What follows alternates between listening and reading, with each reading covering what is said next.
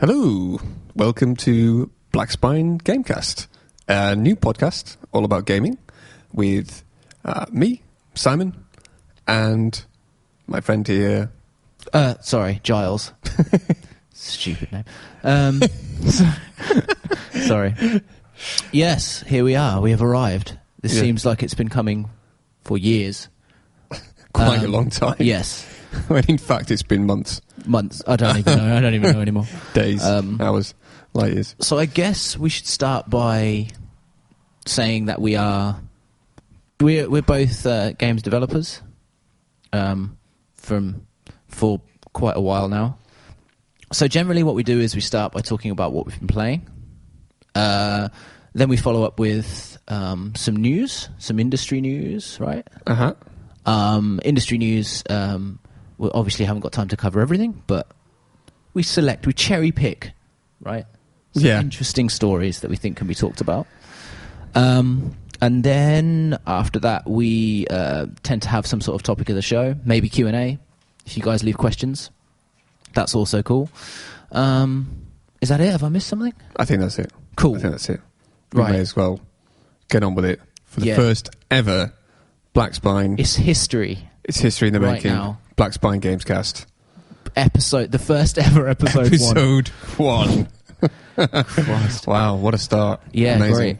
Yeah. Fucking hell, how long? I don't even know. Is anyone timing this? I don't know how long we've been going. No. I don't know how long we're going to be going. Right, sorry. You asked me what I'd been playing. What have you been playing, Giles? Right, so, as I'm sure many of our listeners and yourself have out there, I have a massive backlog of games. Right now I've been playing, I just finished, I'm late to the party, super late to the party, but I just finished Pillars of Eternity. Yep. Which was... It's fucking amazing. Anyone out there who has not played Pillars of Eternity, who likes sort of story-driven RPGs with deep lore, I would definitely recommend it. It's super cheap now, I think. Sometimes it's in the Humble Bundle. I think that's where I got it. Do you normally like classic RPGs? Like, do you like... because Pillars of Eternity, when I played it for the brief time that I played it, is quite a stark reminder of the classic Baldur's Gate style, essentially the D&D games. Yeah. So for anyone who doesn't know, actually, so Pillars of Eternity is made by a company called Obsidian, who made Fallout New Vegas and the first South Park RPG, Stick of Truth. And yeah, they kickstarted Pillars of Eternity. They have some lineage with a company called Interplay, which used to make a lot of these kind of games. And they kickstarted Pillars of Eternity, and it was, like you say, a return to the tabletop, style Western RPG, like Baldur's Gate and Icewind Dale and all those kind of things. And interestingly, I'm not really primarily, I'm not a PC gamer, I'm a console gamer. Whereas my co-host here, Simon, is a PC gamer primarily. Which means I kind of missed all that stuff first time. Yeah. So I had never played Baldur's Gate or Icewind Dale or all of the many others. There's Neverwinter Nights came Neverwinter Nights, later. Of course. And, yeah. So yeah, I missed them all. So actually, as soon as I finished Pillars of Eternity, I bought Pillars of Eternity 2, Baldur's Gate 2 remastered, and Divinity and Divinity 2, just because on the strength of that game type alone. Divinity Original Sin. Divinity Original Sin, 1 and 2. So yeah, yes, I'm a fan of those games, but I'm late to them, I guess. I think, to be fair though, I was kind of late to them, even playing some of them now. I mean, I think partly because I was never really interested in RPGs as much as I was interested in first-person shooters and strategy games. And I think you're more interested in narrative-based games anyway. So I wouldn't call myself someone with any kind of knowledge of those type of games. I mean, I didn't even finish Pillars of Eternity, but then that's not a surprise because I'm pretty terrible at finishing games. It's long. Yeah. If you want to do everything, it's long. It's really long. How long are we talking here? Story you can get done in like 30 to 40 hours, but I'd say you're well over 100 hours if you want to do everything. And I haven't even done the White March DLC that came out for it either. And apparently the second one's even longer. So, which is something you normally do. Like you're the kind of person who does take quite a long time over games, or like you like to complete them. Yeah, fully complete. Yeah, completionist. Get everything. Yes. Yeah. Little bit OCD, I guess, but yeah, I like to get the 100% completion or play a game for a long. I like deep time sinks. I think there is a time and place for games that are 6 hours, 8 hours. Sometimes I really like them. In between the mammoth, you can't play mammoth, RPGs or whatever all the time. But yeah, no, I tend to stick with a game until I've 100%ed it or until I'm happy with it. But you kind of move on sometimes quicker, right? Like depending on, I guess the difference is, I'll torture myself with a game I'm not enjoying until it's finished, whereas you'll just move on to something that you enjoy. I do try to play. I mean, actually, the whole reason I remember buying Baldur's Gate 2 in 2000, I think it was like 18 years ago when it came out, and I bought 3 games at the time, and I bought Baldur's Gate 2, I bought Deus Ex, and I bought Project IGI. Now, 2 of those games are classics. The other one is not so much. See if you can guess. Yeah. Leave a comment if you can guess. Yeah. Project IGI was a first-person shooter made by a team headed by a guy, I can't remember his name, but they actually made a sequel to it as well, but who was a big fan of GoldenEye and sort of milsim, GoldenEye / milsim. I've never stuff. Heard of it. Yeah, it was. I mean, it was 18 years ago, and it did have a sequel, but it wasn't particularly big. But Deus Ex, of course, Yeah, of course. And Baldur's Gate 2. So like I said, I was. It's funny because the one game out of those 3 I was probably more excited about was Project IGI, and I did play it and I did complete it. But the reason I bought Baldur's Gate 2 was because I wanted to kind of force myself to understand RPGs and understand why people like them, understand what it was about them that got people interested, and getting Baldur's Gate 2 being a really big example. It was highly rated, so I thought, well, I'll give that a shot. Now, I didn't play a lot of it in the end, but I did play more of Deus Ex, but then Deus Ex was that hybrid of RPG and FPS, and I think that's probably why I lent more to it. It's weird, though, because, like I say, PC gaming is something that I'm getting into way more, thanks to your influence. But for better or worse. Yeah. But I'll always, I think, be primarily a console gamer, and that's interesting in itself because... while you say, I missed Western RPGs like, Baldur's Gate and things, you never got into JRPGs, right? No. JRPGs are one of my favourite genre of games. You see, that's probably my least favourite genre. Recently they've started coming out on PC more, you can get most of the Tales games come out on PC now, Tales of Berseria, Tales of Vesperia, Ni no Kuni 2 dropped on PC. Obviously, the Final Fantasy games are on PC now, but 10 years, 15 years ago, you couldn't get a JRPG on a PC hardly ever, right? Really, like in comparison to the console market. No, right? you wouldn't. Not really. No, the only way you'd do that is emulation. Yeah, I mean, like Final Fantasy came out, the big ones, but yeah. No, not. Yeah, I mean, it was all. Yeah, it's really odd. It's kind of an odd market. PC had always been, at least when I was growing up, it was much more Western focused, and there didn't seem to be anything Eastern focused about it until sort of StarCraft came along. But then StarCraft is very much a Western game, but it just got picked up by, and that wasn't even picked up by the Japanese, that's picked up by the Koreans. Right, and then China and places like that. So yeah, it's interesting because it just seems that more, it's just as time has gone on in the 30 or so years I've been playing games, that we've become much more multi-format and much more less region-specific, not just in terms of platforms, but also in terms of genre as well. So it's odd seeing, for me, it's odd seeing what started becoming odd for me, seeing platformers on PC, for example. Yeah, it's weird. I mean, like, so one of the big... I wanted to finish Pillars of Eternity, and I'm also playing through Yakuza 5. Yakuza being a very Eastern-influenced game. I'm trying to finish Yakuza 5 and then move on to Shenmue HD. And Shenmue and Shenmue 2 are two of my favourite games of all time. But it's interesting because they're out on PC. And if you'd have told me in, 2000, when Shenmue came out, maybe, that it would come to PC.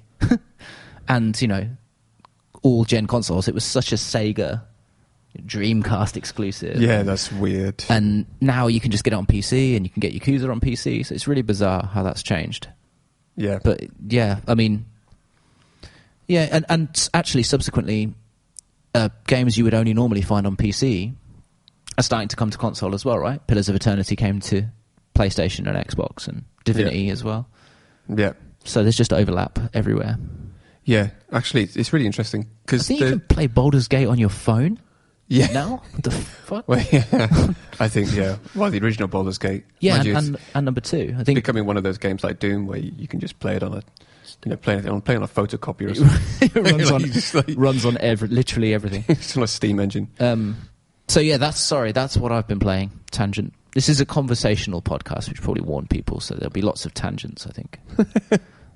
So what have you been playing, Simon? Well, what have I been playing? I've been playing a lot of Factorio, which is something I was always almost a bit hesitant to talk about on the podcast because I've already talked about it a lot at work, and I've already done like a whole actual talk about it at work. Presentation. And then I hope people aren't kind of too sick of me talking about it. But I've still been playing a lot of that, which is a management, almost like a strategy game. It's mostly a management sim, though, where the goal is essentially to automate a factory or like components of a factory, really, in order to build more and more resources, in order to unlock more research, in order to build research unlocks the production of, or access to the production of new items, with the eventual goal of building a rocket that you can kind of send a satellite off-world, basically, to. Yeah, it's super deep. It is super deep. It sounds really boring concept. Like, it sounds like it's kind of like, and even the name, Factorio. What do you do? What's the main? Build factories. Wow, amazing. But I think that's one of its biggest flaws is that it doesn't really sell itself well initially. It also looks kind of, it's almost got like quite a muted color palette, or like a restricted color palette. It's quite contrasty, quite dark. It's kind of reminiscent of those old 90s strategy games. In fact, my brother came round a few weeks ago, and my brother's he's not really into games. He plays FIFA and stuff like that, but he remembers when we used to play PC games with my friends back when we were teenagers, and he said, he saw me playing, he said, that reminds me of that game you used to play, when we were kids, and we were teenagers, whatever. And I couldn't think of it for a while, and then I realised he was talking about Command and Conquer, like the original Command and Conquer from 95, right? And I realised that actually he's kind of right, like it does have that kind of look to it. But yeah, the idea is essentially that you have the game play itself. It has it's all about automation, right? Essentially, so automating an entire system that takes resources, that powers one thing to power your steam engines, that powers some conveyor belts to take stuff to an assembly machine that makes new products, and all the while you're being attacked or periodically attacked by the sort of indigenous life forms in the area, which is this sort of like almost secondary objective. But it's very much like the kind of free form, big, long games like Civilization, in a sense, in that you're given each map is procedurally generated. First time you play it, they're usually pretty large. In fact, the maps in Factorio are huge. And so it offers a lot of infinite replayability. Some of the games I've seen on YouTube, people have been going for 30 players? 30 players and crazy. going for sort of, they finally finished the goal in 90 hours or something crazy. I think it's in early access. It is in early access still, but it's one of those games that when someone explains it to you, you're like, what? Yeah. And then somebody says, look it up, and you look up just gameplay videos, and you're like, what? Yeah. And then you actually play it, or you get somebody, or watch a video review or something where people are actually talking about it and start to understand what it is. Maybe sit down at a friend's PC and try and play it for 10 minutes. I guarantee you'll be there for 10 hours. It's the most addictive game I've played in a long, long time. I think especially if you really like progression systems, if you really like that sort of carrot on a stick design philosophy of these on a nice curve as well. So being able to unlock new abilities, essentially, right? New ways of playing, right? Essentially, is what you're doing by being able to build more and more different items at this factory. Yeah. And I was going to say something, and then I completely forgot what the hell it was. How it linked into something else as well. About Never Factorio? mind. I'm sure I'll think about it. I'm sure I'll think of it later on. Yeah. It's just ridiculous. Who knows? I was like on a total roll. Dumpster fire. Oh my God. First podcast. Yeah. So yeah, it is one of those games that just has to be played.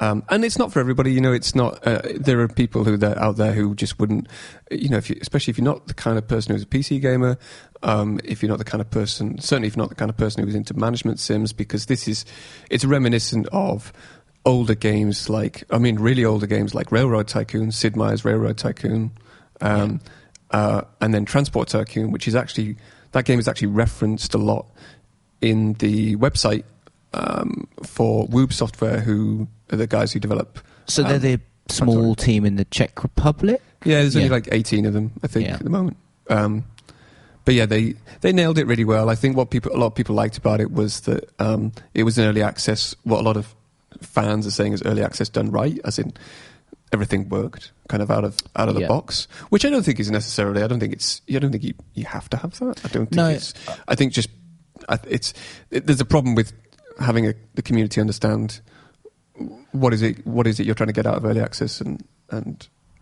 what sort of state the game is in at the moment. Obviously, the community likes it when things work and they can just play early access. Yeah, I mean, looking at older videos and stuff of it, I've noticed that the art style has actually improved. It was super basic when it first launched in early access, I think, how it looked and things. Even though it doesn't look, like you say, it looks kind of it's got like a dated art style now. But from what I understand, the sort of changes that are being implemented as per feedback from early access, but it's not about bug fixing or anything. No, it's not. And I think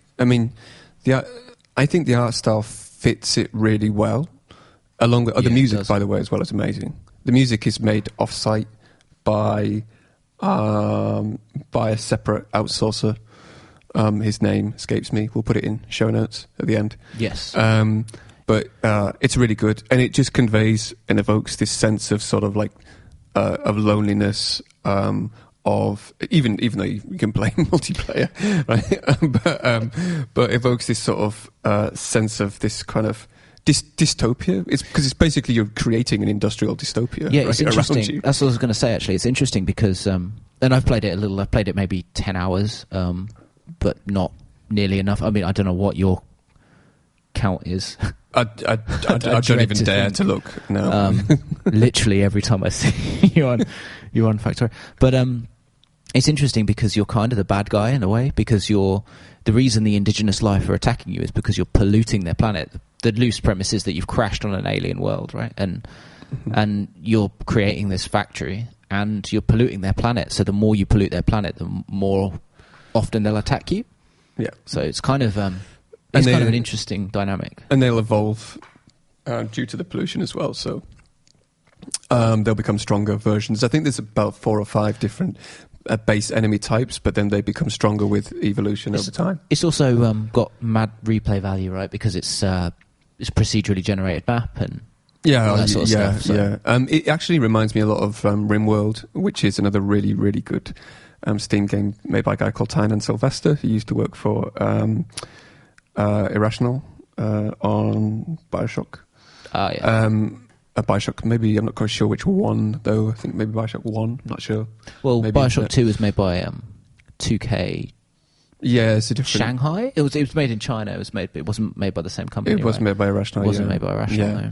Yeah, he might have worked on Bioshock. But anyway, it's irrelevant.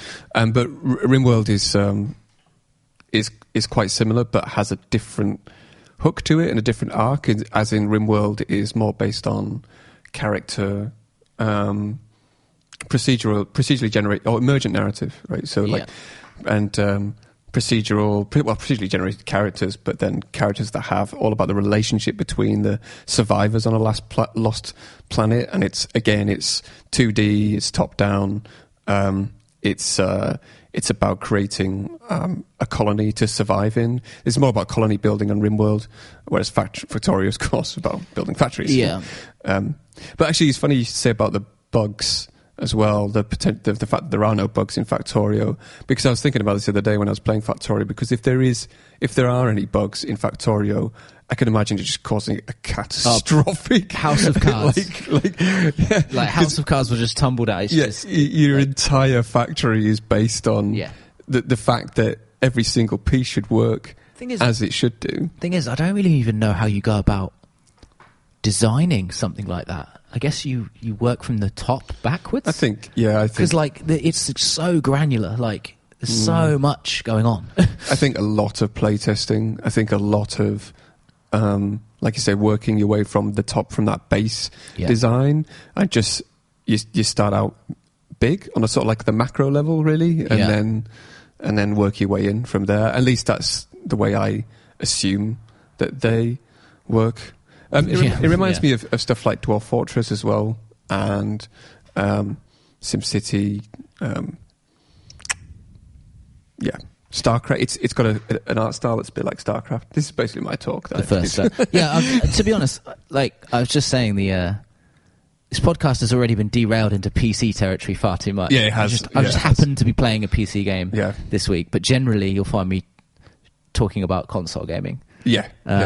We're not talking about just such obscure Steam chat, obscure small games like Factorio. So just Factorio? No, I was going to mention another game, but it's such a PC game that I really don't know whether I should. But I've been playing Europa Universalis IV. Oh, fuck off! And it's one of those games where it's a 4X, right? It's essentially. It's one of those games that it's made by Paradox, who did Crusader Kings 2 and Hearts of Iron 4. And also published Pillars of Eternity, so there's your through line. Oh, yeah, right, okay, yeah, of course. Sorry. Stellaris as well, although I think they're not quite sure how much development they had in Stellaris, I can't remember now. Did they make X2 and those games? X3? I'm not sure.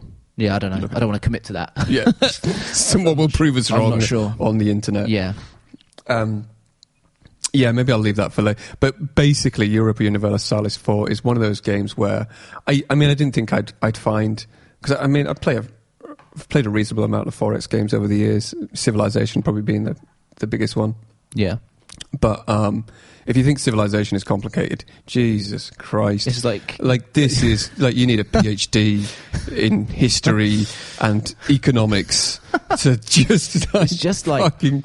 I mean, that's the thing, right? So a game like that really can only exist on PC, right? I mean, I think so. I mean, it's sort of like an evolution of the RTS almost. Oh yeah, you know what I mean? Like. Sure. At least an evolution of games like Civilization. Yeah, I mean, imagine trying... Which had been around really before... They tried to put Civilization on console once. Civilization Revolution. There's Revolution, but it's a more casual experience. Back, isn't it? Yeah. It's on mobile as well. Yeah. Play it on your phone with Baldur's Gate. Yeah. Right, yeah, okay, so that's what we've been playing. I promise I'll talk more about... I promise I'll talk less about PC gaming, more less about PC console gaming next week. Okay, so some of the stuff I have the other stuff that I've been playing is stuff like a lot of PUBG again. Yeah, I know it is on console as well. But weirdly, I've been playing Battlefield and Counter-Strike a lot more recently. I think just because I've been getting into first-person shooters. Battlefield 1. Because there's the hype around Battlefield 5. I've been watching a lot of streamers playing PUBG, people like, Shroud and Dr. Disrespect, those people. I'm just kind of getting really more interested in competitive FPS gaming. Actually, Battlefield 5 was delayed today, which really I should have put in the news, but it happened today. So I haven't had time to add that. The new release date is confirmed. Just look it up quite quickly while I fill time. Yeah. It does look good. It does look good. It's one of those things. It looks like a Battlefield game, right? It's like, in essence, it looks like a Battlefield game. Obviously, it's... Oh, wow. Yeah. So, initial release date is 19th of October, 2018. So, it'll say... Ooh, okay, November. So, it was going to be... November 20th, by the looks of things. Yeah. As reported. As reported by GameSpot. It says the 20th of November, so it's only a month or so. Yeah, delay. It's not that bad. I know people who are... Maybe it's a bit of a tangent, but I think... Do you think that it's because they want a bit more time to polish? I don't, because it's only a month. I think it's because they want to get out of the way of October. They don't want to release in October because a load of other stuff coming out in October that's much bigger. In October, you've got... Well, not just... But just competitive. So in October, you've got... Black Ops 4, I think, which is a direct competitor. And you've also got Red Dead. Oh, wow, yeah. And I don't know. I mean, to be fair, in November, you also have Hitman and Fallout. Yeah. I think. Fallout 76, but they're not direct, No. competitors. It might be, I don't know. This is pure conjecture, but I feel like maybe it's more about trying to pick a better release date than polishing the game, but...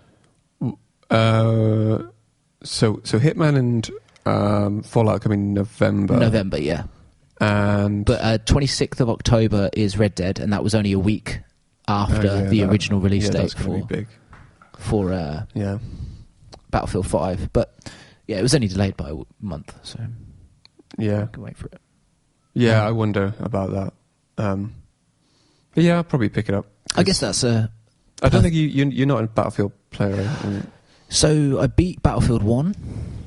Wait, I mean, do you like the campaign? But yeah, I beat the campaign. I played some online. I'm a fucking massive Star Wars nerd, so I really like... Well, I don't really like, but I enjoy some Battlefront online, despite the controversy about Battlefront 2, which actually ended up making the game better for a lot of people because they removed all of the controversial stuff and now all of the updates are free. So all of the DLC and everything's free for it. So, and I mean, they're quite similar. I tell you, I fucking loved Battlefield Bad Company 2. Yeah. Battlefield Bad... I mean, that's...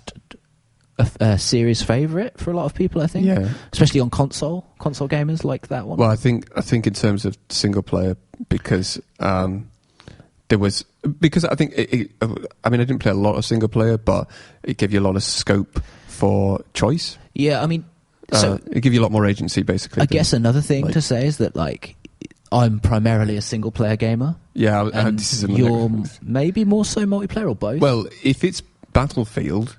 Yeah, of course. Because, I played Battlefield since Battlefield 1942. Yeah. When they were only multiplayer games. Yeah. So for me, that's sort of, the interesting. So I'm primarily a single player gamer, but the thing about Battlefield Bad Company was I put hundreds of hours into the multiplayer. Yeah. So it's got to be good if I play it for 100 hours on multiplayer, right? Yeah. Yeah, that's pretty good. Or more. But yeah, there's certain games that catch me like that, multiplayer-wise. But yeah, I understand the pull of Battlefield 5. I'll probably buy it. Yeah. I'll buy everything. Yeah, for me, it was kind of... It's odd when they did put... I understood it because Bad Company was the first one that went to console, and it came to console in the 360, PS3 era, and you don't. It wasn't the first one that came to console, right? It was a Modern Combat. Oh yeah, that's right. Yeah, that's right. That's right. Yeah, I think that's right. Yeah, But you can tell at that time that not everybody was maybe comfortable with playing online, especially console gamers probably weren't used to the idea of just buying a multiplayer game, which they could only play multiplayer and kind of restricted you a bit. And then I remember when 3 came out, it was after the big Call of Duty Modern Warfare wave, and they were obviously going, shit, we need a big single player campaign.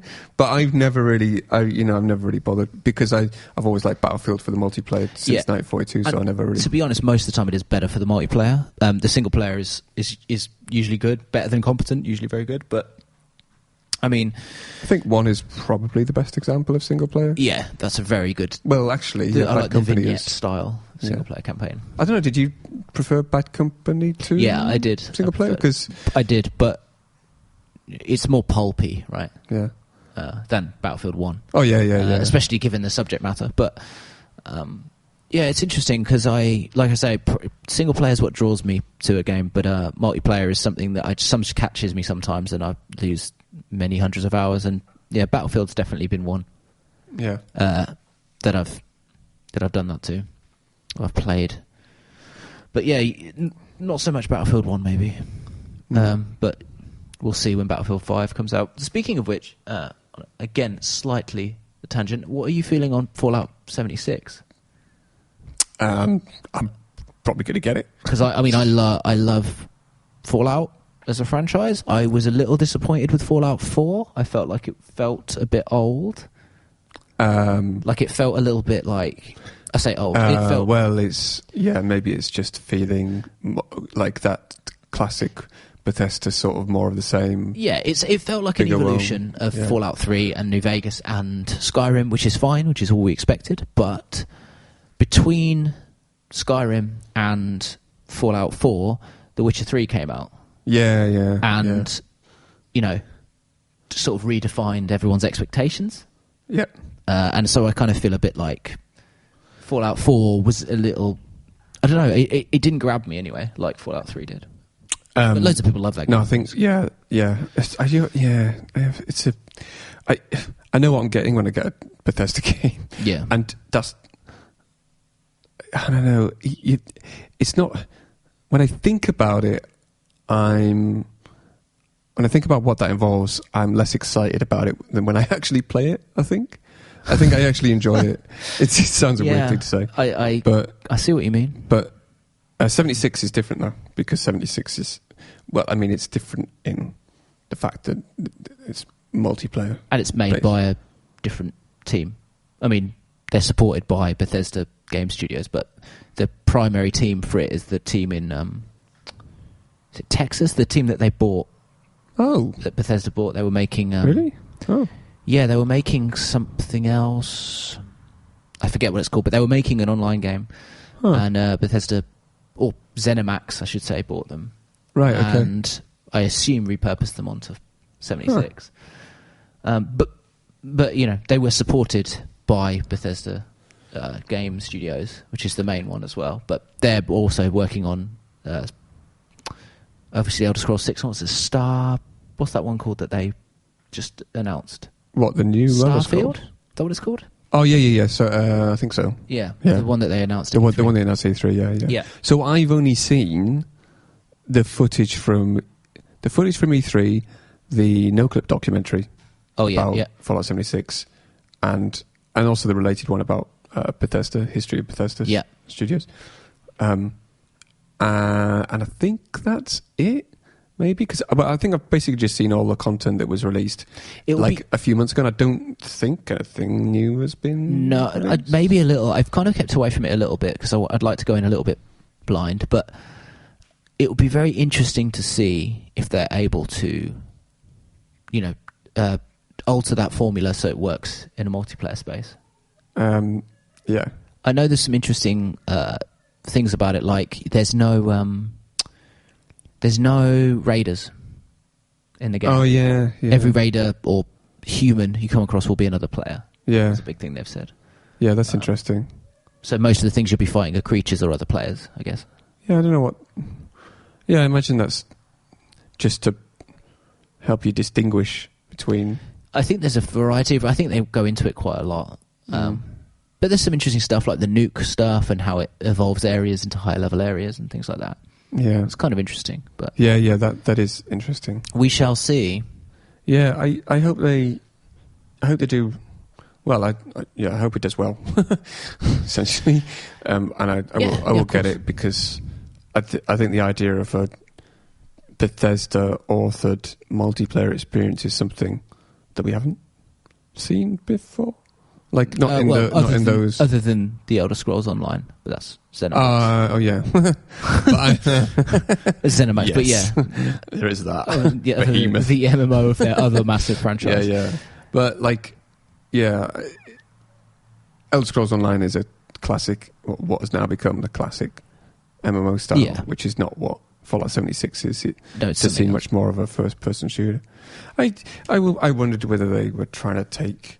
well, no, I don't think they were. I was going to say taking hints from the big Battle Royale sort of... but that game must have been in development long before...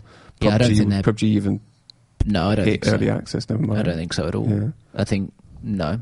Yeah. And it doesn't really have the mechanics of... No, and again, it sounds to me like both of us aren't super up on all of its features because we've sort of wanted to go in blind a little bit, so I'm hesitant to say how similar it would be to a regular Fallout game or to a Battle Royale game or anything because I don't know exactly how it's going to play, but it certainly piqued my interest.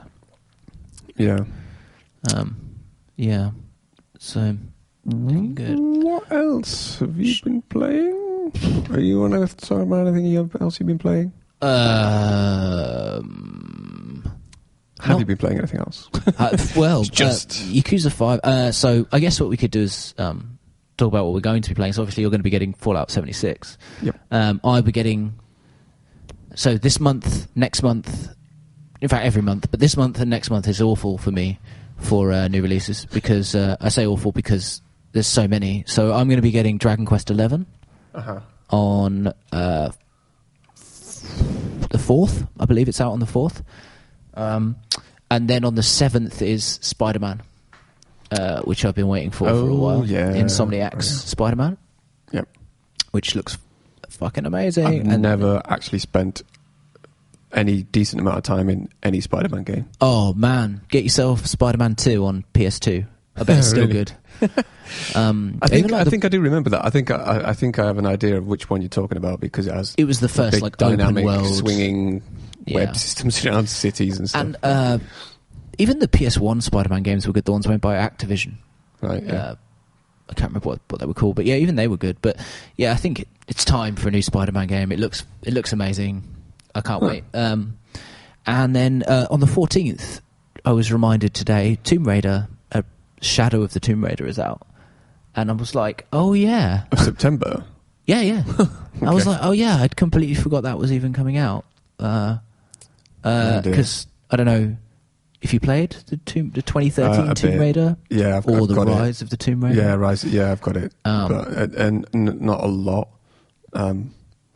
Because, I don't know. So, I 100%ed both of them. Thank God they took the online mode out for the second one. And I mean... I'd still be there. Awful. I thoroughly enjoyed them both. They're not really... It's weird. I still don't think there's enough tomb raiding going on. It sounds weird. There's tombs but the puzzles are kind of small, and they kind of iterated and made it a bit more so in the second one. But I'm hoping that they really go all out on like big puzzles, like in the original, because I loved the PS1 games, and the puzzles were just there's some puzzles in that take you hours. We love the original. Cistern. Do you remember the cistern in Tomb Raider 1? Oh my god, you're there for days. It's just so complicated and obtuse. God. I can't remember. Yeah, so I mean, but I'm not talking anything that sort of size, but it'd be nice if there was more emphasis on puzzles. What did you like about it? Most. As in the originals? No, Or the latest one. Yeah, I like it more as like a open world action set PC kind of, almost an Uncharted type of a deal, I guess. Yeah. It's interesting because Uncharted was informed by Tomb Raider, and now Tomb Raider's being informed by Uncharted, which is kind of interesting. Yeah, but and I love the Uncharted games as well. I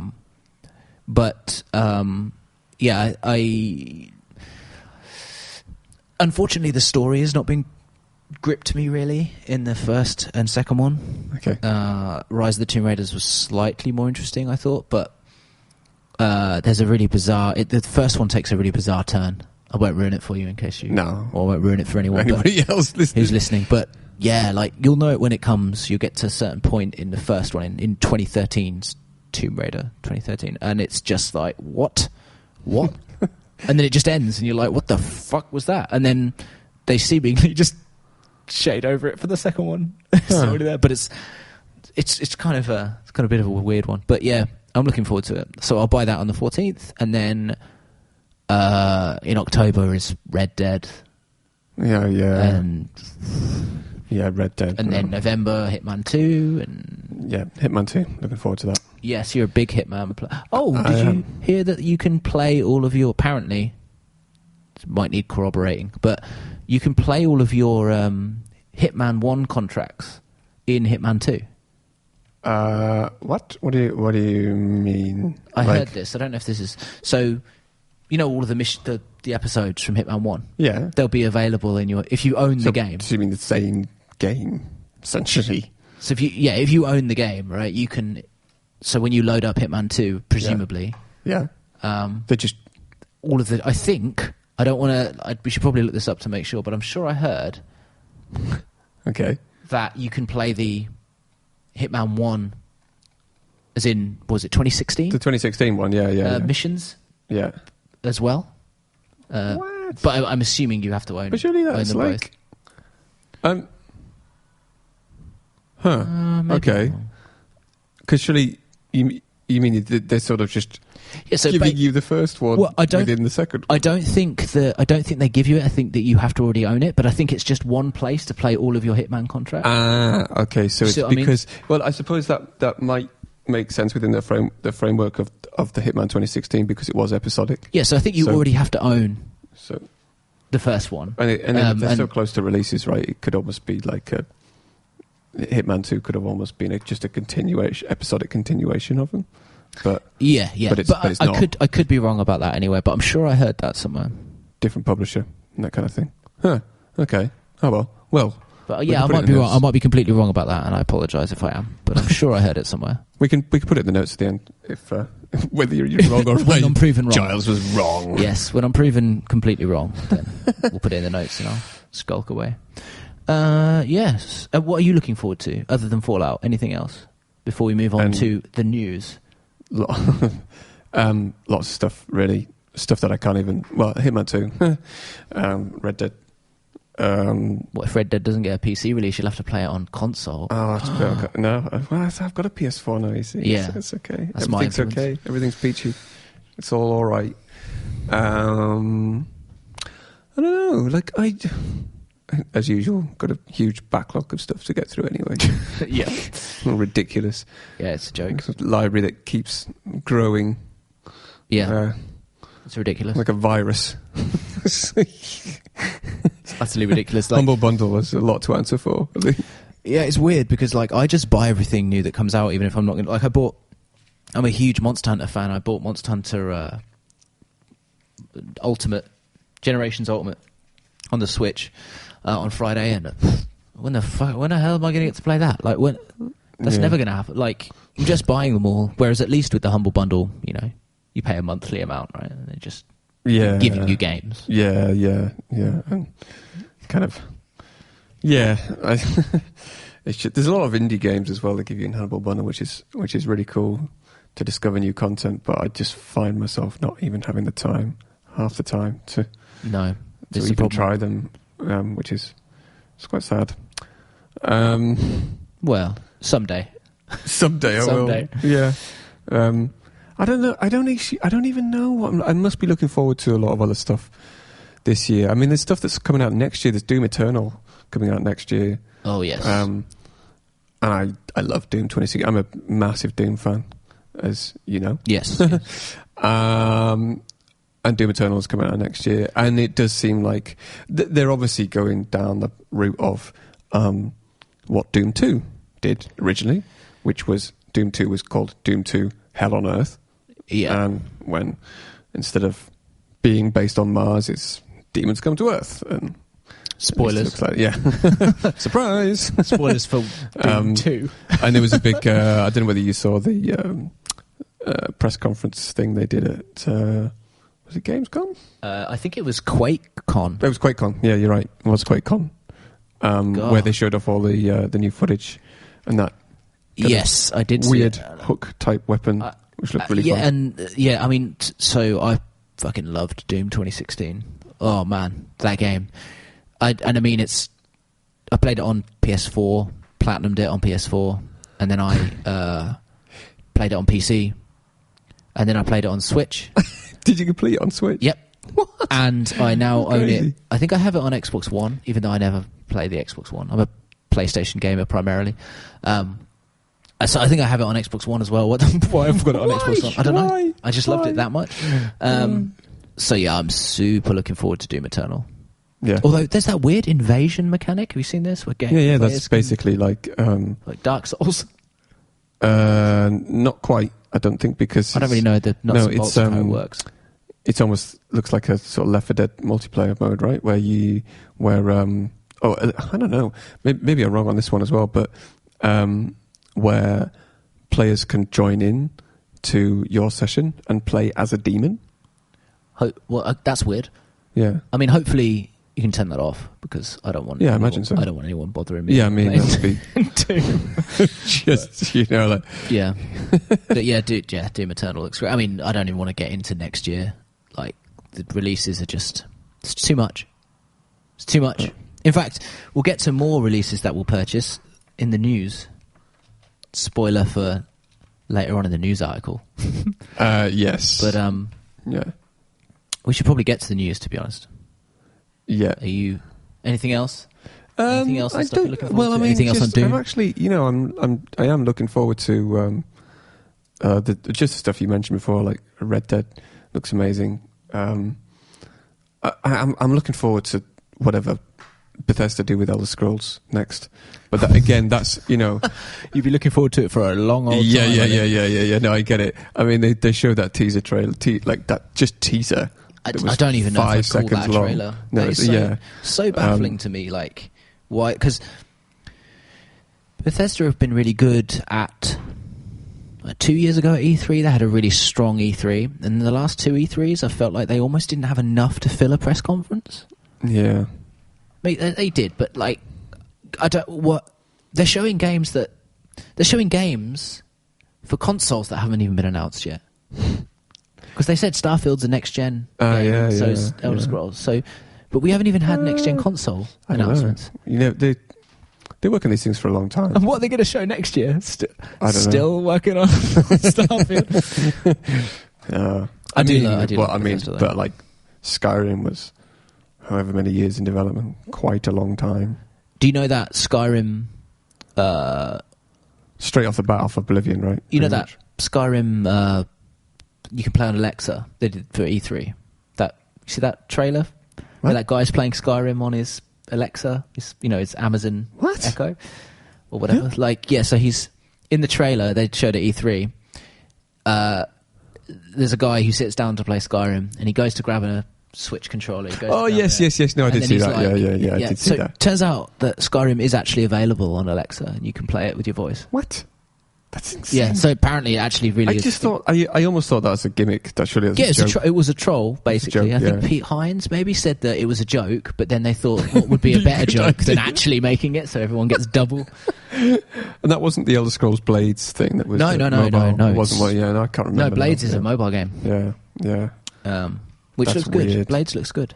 Even though I don't like mobile gaming, particularly. Yeah. I don't. I think what else. We've talked about Battlefield 5. I mean, there's not like... It's basically... They are Mega Man 11. Oh, Mega Man my 11. God. Sorry. Had a moment there about Mega Man 11. I think that's in October as well. Oh, yeah, and Just Cause 4 is in December, I think. Okay. Oh, and Smash Bros. Okay. But yeah, Mega Man 11, that's a big one for me. Sorry. Yeah. Oh, Assassin's Creed Odyssey. Oh, fuck. That's October as well. Yeah. Yeah, I'll be getting that. Yeah. Fucking hell. No wonder Battlefield 5 got delayed. If we're going to go with that. Yeah. That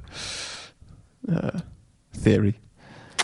Well, anyway. News. Move on. News. What's in the news? What's in it? So, again, these are mainly news stories that interested us. we're not really covering everything. I wouldn't. But they are interesting. Yeah. So, firstly, Onimusha Warlords Remastered has been announced by Capcom. You remember Onimusha?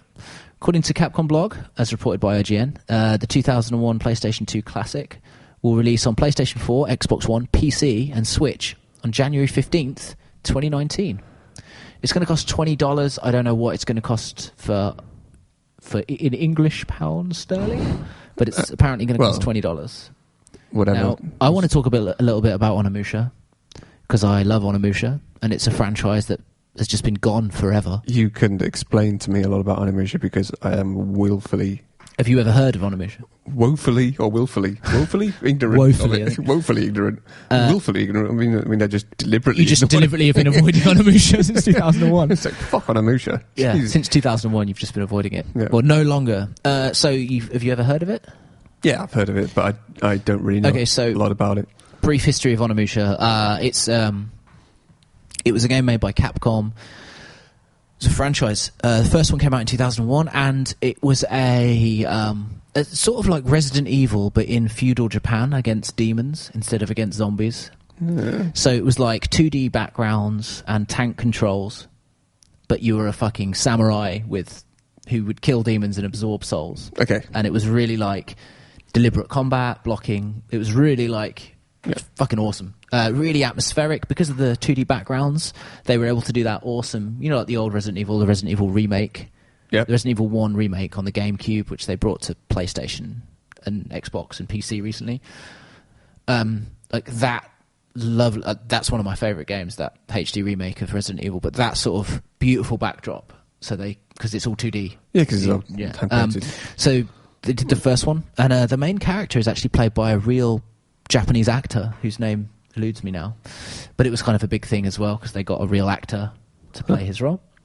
And then there was Onimusha 2, which was sort of more of the same 2D backdrops and everything, but they got they used a famous Japanese actor who's actually been dead for about 30 years, 20 years, to be the main character. It's a character called Jubei. So in the first one you play as a guy called Samanosuke, the second one you play as Jubei, and then in the third one's really weird. Right, so in Onimusha 3, you play as Samanosuke again from the first one. Now it's 3D rendered, so it's no longer 2D backdrops. So it's a 3D rendered game, and you play as him and a character I can't remember his name, but he's played by Jean Reno. Okay, it's actually, well, they voice acted, and his likeness. Okay, and so I think I remember this. The premise is that Jean Reno is in modern day France, and Samanosuke is in ancient Japan, feudal Japan, and the demons attack both, and the two of them swap places. When was this made? About 2006. So maybe? like 2005. Jean Reno was doing a lot of Hollywood stuff. Yeah, he was a big actor. Because but obviously he's still a big actor. Maybe a little earlier than that, but yeah, he was in. It was sort of that era of Jean Reno, sort of post Leon. Yeah. Post. Godzilla. Yeah. Sorry to mention Roland Emmerich's Godzilla. But yeah, and it was weird because you played as both, you switched between, but Jean Reno travelled to ancient Japan. A sentence I never thought I'd say.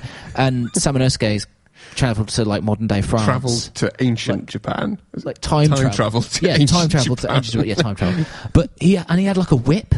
So you're playing as like Jean Reno in a trench coat with a whip, whipping demons. It was really fucking weird. In ancient Japan. So yeah, there was that, which a lot of people sort of were a bit lukewarm on. And then they did one called Onimusha Dawn of Dreams, which was the last Onimusha game. There was a couple of spin-offs as well as Onimusha Tactics and a fighting game as well. But Onimusha Dawn of Dreams was the fourth game, and it was sort of a soft reboot. It was full 3D, had like a fighting engine, different character with a couple of overlaps, and it was good. They were all great. The third one probably the weakest, but they were all great. And then Dawn of Dreams didn't set the world on fire, and they just stopped. And like this big fan base has been like, where the fuck is Onimusha? Like, they're resurrecting a lot of this Devil May Cry. It's coming back. Capcom doing that. There's been a lot of like Shadow the Colossus, Doom, like all these revitalized franchises. And everyone's been like, where's Onimusha? Like, what the fuck? They've redid Resident Evil to death. So Streets of Rage 4. Streets of Rage 4, yep. Crazy announcement. So, I mean, this is mainly me just talking about how excited I am on Onimusha Warlords Remastered. But I think it's super exciting. I think it's awesome that I hope it does well. I hope people buy it because I want more Onimusha. I want a new Onimusha game. And they could make a really fucking awesome one now. Yeah. Almost in the Dark Souls mold or something like that. Yeah. But I'm guessing this is testing the waters because it's a remaster of the first game. Oh. And it's coming out on everything. Wow. So it's coming out on Switch. PC, yep. Coming out on PC, Switch, Xbox One, PS4 on January 15th, 2019. So, I mean, I'm super excited about it. You should buy it. Yeah. Not you, you, Simon, should buy it, but also everyone who loves Onimusha should buy out there. It's only 15. It's only so like a very sort of 1950s advert. You should buy it. All of you out there in YouTube lands or wherever we're posting this. I don't know what's going on. Yeah, so $20. I don't know what it'll be in UK pounds, but yeah, it's like 16, 17 quid or something. Look up Onimusha. Yes, I will. Do that. I will. Huh. What else has happened very recently? Actually, the second item on our list. So we have 7 items on the list, on our news list. 7 breaking bulletins. So the second was actually something that you told me about. Oh, yep. So I'm doing a terrible job at collating the news. And that's that a new Sega Mega Drive, or Genesis for our fellows over the pond, for our friends across American the pond. cousins, has been released. A new Sega Mega Drive game has been released. Which is nuts because it's not like I think maybe when people just sort of read that news story, they go, "Oh, right, you just made a game that looks like a Sega Mega Drive game." Yeah. Or that, but it is actually, or it's released also on other platforms, like you can get it on Switch, but it's not. It's only released on Mega Drive. So Tanglewood, it's called Tanglewood by developer Big Evil Corporation. Yeah, I think it was successfully kickstarted. I'm not sure when. I couldn't find a date for the Kickstarter, but I assume it was a year or two ago. Yeah, but it began to roll out its copies to backers and customers. You've got to wait for batch 2, which is in October if you want a physical copy. But the game is available on Steam for those wanting a cheaper and perhaps more practical, pragmatic way of experiencing it. Did he port that then? So the physical copy is $54.99 in pounds. I don't know what it is in dollars, but I think Big Evil Corp is in England. I think he's in Sheffield. Okay. I think. Well, the BBC did, and I think it's. But yeah, you can. I'm sure he ships internationally. But yeah, $54.99 for the actual Mega Drive game, which comes in an actual Mega Drive or Genesis box with instructions. It's fucking awesome. Insane. Or the Steam version weighs in at $13.99. That's not too bad. In pounds. I didn't realise it was also available on Steam because I was just about to say that it's only available on Mega Drive. But clearly it's not. But it's just mad. Like the idea that he. It's one of those things where, especially when I speak to, I've been talking about this before, speaking to programmer friends of mine, and they'll say, "Oh, I'm making an indie game." And they're like, "Oh, really? What are you making? And you make it in Unity, Unreal?" I'm like, "Oh no, I'm writing my own game engine." You think, like, why are you doing this? This guy clearly just wants to take one step further. He just went, you know what? I'm not only gonna. I mean, he didn't actually have to write his own engine, right? As far as I know. I haven't looked into it. But he had to learn 68k assembly language, which is pretty fucking. So he was pretty low level. Just be like, you know what I miss? The Mega Drive. Yeah. Well, I think from the stuff I read, he always wanted to make a Mega Drive since he got a Mega Drive game, right? And that it's not just I want to make games, but I want to make a Mega Drive game. Amazing. Props. And it's obviously very difficult to not only for him to relearn a lot of like software skills, a lot of, like I said, 68k assembly. Yeah.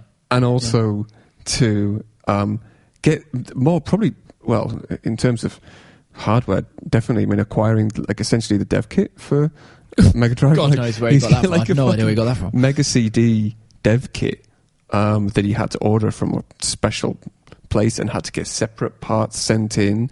And then obviously he's got to write it using, I think, because he had to have a PC that was running DOS, because obviously in the early 90s, and obviously nobody was running Windows, and so running MS-DOS as his operating system to then to run to compile like his 68k assembly. Like it's obviously a labour of love. It's obviously a labour of love. Like it's a dream that he wanted to fulfill, and like massive props. For me, it feels a bit like, why are you making it so hard for yourself?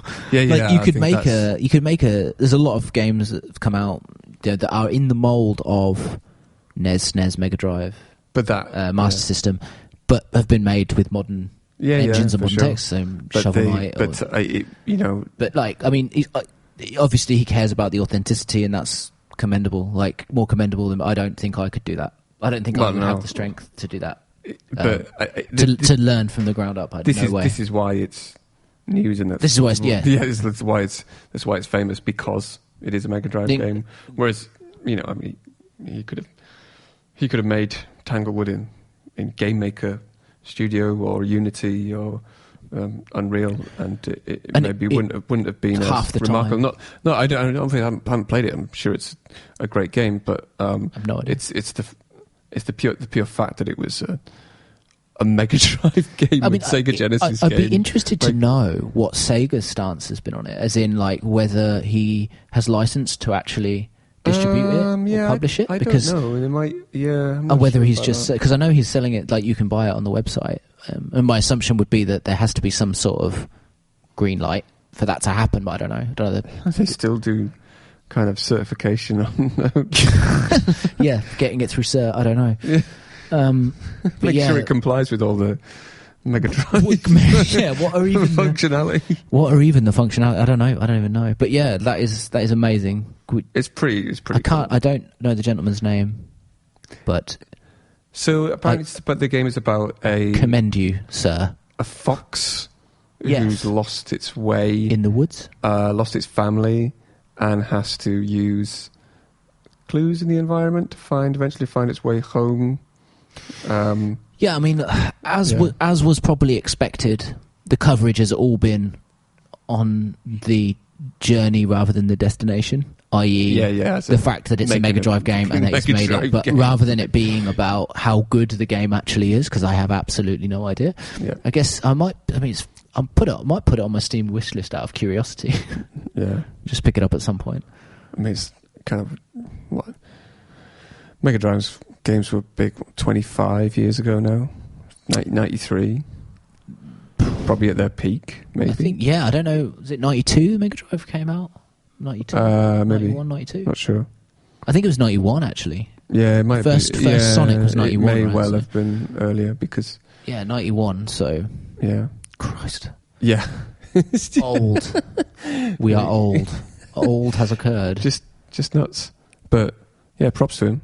That's awesome. Yeah, well done, sir. Well, what's happened? So recently, item 3. I'm just wondering whether I should do these a little bit out of order. Yeah, I will. So, sticking with the retro theme for a second, Shovel Knight. Did you play Shovel Knight? Shovel Knight's final 2 DLCs have been confirmed. Originally, so one of them was Shovel Knight Showdown, which is a multiplayer brawler where you play as the different characters from Shovel Knight as an expansion for Shovel Knight. Okay. Which was originally mentioned as a stretch goal in 2013 on the game's Kickstarter. Uh-huh. The multiplayer brawler, you can choose your favourite Shovel Knight character and beat the shit out of each other.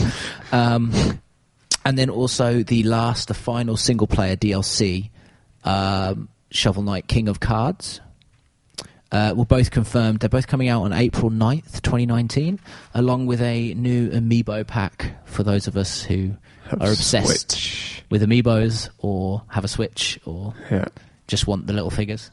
So, yeah, I mean, I love Shovel Knight. I don't know if you've played Shovel Knight. Yeah, I think I played a little bit, but not a lot. But I think it's a wonderful game, and it's a great value for money with Treasure Trove. So when is it? Sorry, did I not say April 9th, 2019? You probably did, but I didn't. So they've announced this quite early, April 9th, 2019. Yeah, it's quite a way off. But yeah, Shovel Knight available on. Oh, and actually, so it's available. Shovel Knight's available on like everything, but interestingly, Showdown.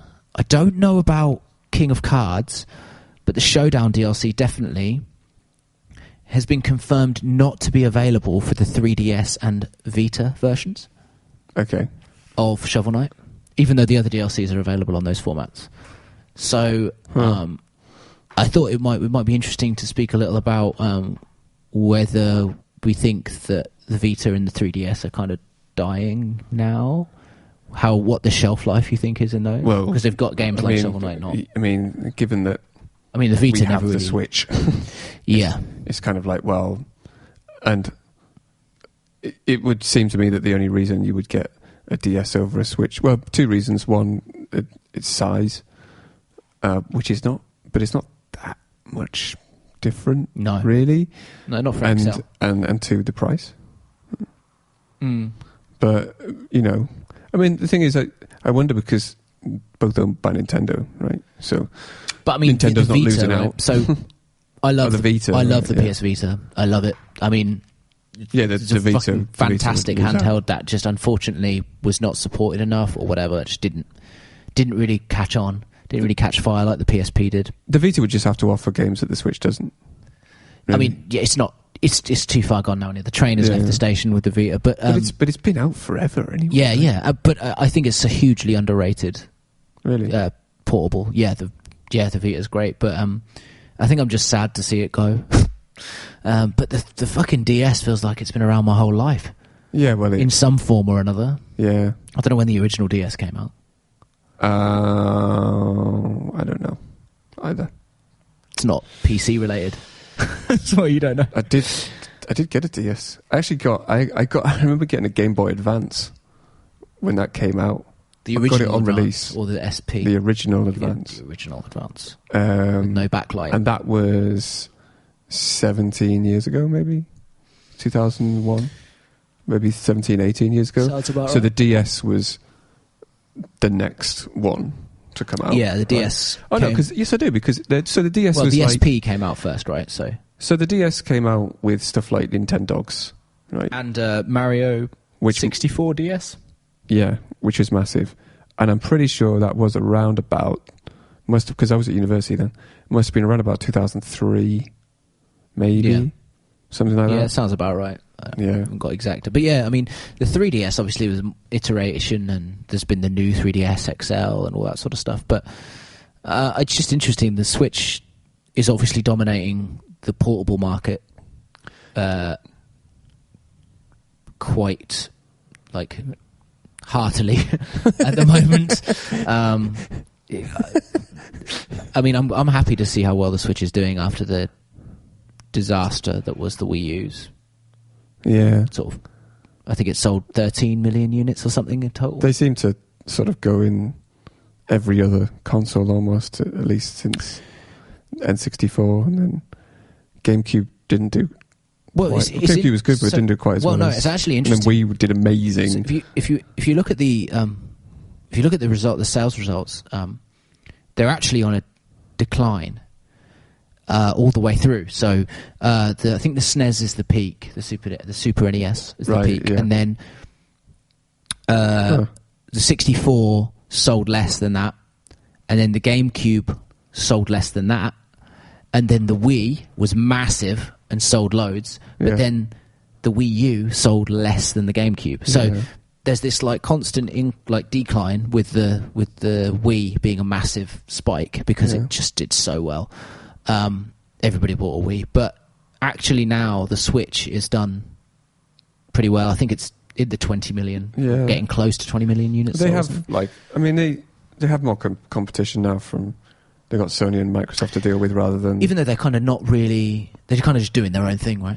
Yeah, well, they always doing have. Whatever they want for you. They always have, really, haven't they? Yeah, they don't really try and compete directly, I don't think. But no. But I think it's an interesting question to ask whether we'll ever see another portable console from Nintendo, from Sony or Microsoft. I mean, Microsoft don't know, from Sony. Unless they want to try and do basically what the Switch did. Yeah, I don't think they'll do it. Not now. Not at the moment. Yeah. Do you think that these days the 2DS is better / sort of more value for money than the 3DS? Yes, I do. I think that... Yeah, I do. I think that there's not too much difference. I don't know anyone... I think I know one person. I think I've known one person in my life who's played consistently with the 3D turned on. Yeah. It's never really been a thing. I mean, the technology is incredible to make it 3D without glasses and stuff. But and there was a brief period where Nintendo were kind of designing games around the idea of it being 3D. Yeah. So, like, if you play Super Mario 3D Land, which is on the 3DS, and it's fucking awesome. It's a great Mario game. But it's notably easier with the 3D on. Okay. Because there's platforming sections where you need to understand the depth. And it's harder if the 3D is not on. Okay. Same with Luigi's Mansion 2. Yeah. There's whole sections where there's like boss fights and things where it's designed to be played with the 3D on. But they've kind of abandoned that now, and most of their like AAA releases, like the new Pokemon games, Pokemon Ultra Sun and Ultra Moon, I don't think they even have 3D functionality. If you turn the 3D slider up, nothing happens. Huh. So I think they've kind of abandoned it now. And the 2DS is cheaper, and the new form factor for the 2DS is nice, the clamshell design and things like that. So I think it's bigger, like the 2DS XL is. Yeah, so the original 2DS was just the flat one that didn't fold, but the 2DS XL is the that's the one that's got the clamshell design. Totally missed that whole like flat doesn't folding bit, and I saw one the other day, and I thought, wait, that's a 2DS? Yeah, it doesn't even really fold. Weird. It's like, what? It's a really weird design. Yeah, I mean, it's really quite odd. comfortable to play, but it is a really weird design. Yeah. But yeah, I mean, I like the library of games on 3DS. There's a lot of RPGs. There's a lot of JRPGs. A lot of good JRPGs on the 3DS. I just... but cartridges as well, Well, the Switch is cartridges. It is, yeah, but you can get stuff downloaded, right? So yeah. In fact, I prefer that. I prefer buying games digitally on the Switch. Yeah. I mean, changing the cartridge is a pain in the ass. Like losing cartridges, and then they're more expensive to produce, and therefore more expensive to buy. Generally, but I don't know whether Nintendo really. Well, Nintendo have a strange. They call it the Nintendo. They don't, but people I've known call it the Nintendo tax, where for some reason some things are just more expensive on Nintendo's platforms for no reason at all.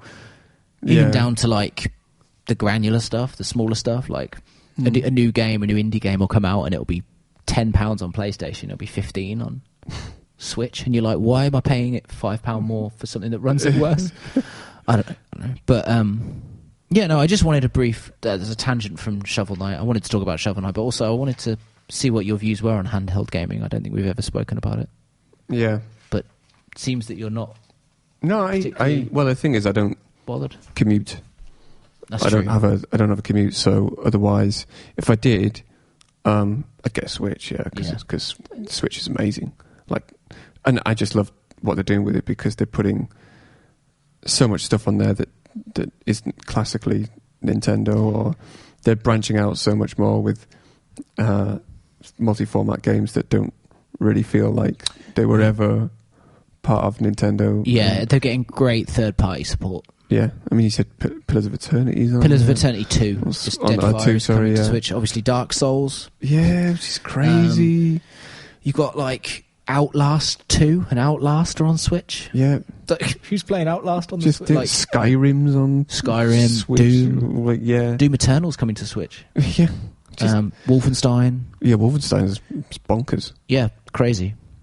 and some really good stuff that's sort of been that just really fits that format, like Stardew Valley, and now now Into the Breach. Stardew Valley. That's my most played game on. So I've played Stardew Valley on Switch more than Breath of the Wild, and I put a lot of time into Breath of the Wild, and beat the DLC. But yeah, I've played Stardew Valley more. Stardew Valley, yeah, ridiculous. Just insane. It's just insane.